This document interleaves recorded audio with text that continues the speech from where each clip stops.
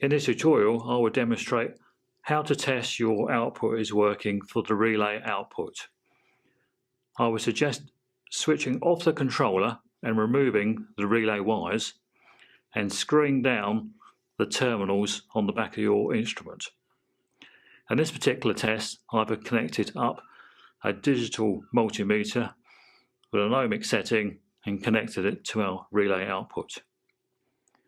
Now, to test the relay, we will need to press and hold down the up and down arrow keys to select Auto-AM.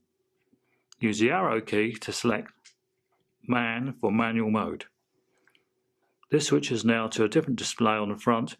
At the bottom, we now have a percentage mark and it says 100%. This will show a short circuit on the relay output whilst this has been selected.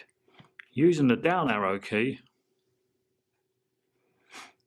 we can ramp down to 0%, like so. And once that's entered, the relay will now switch over and my multimeter has now gone to open circuit. So that is how you test the relay output. To go back to normal operation, press and hold down the arrow keys and select Auto. This is now back to normal operation.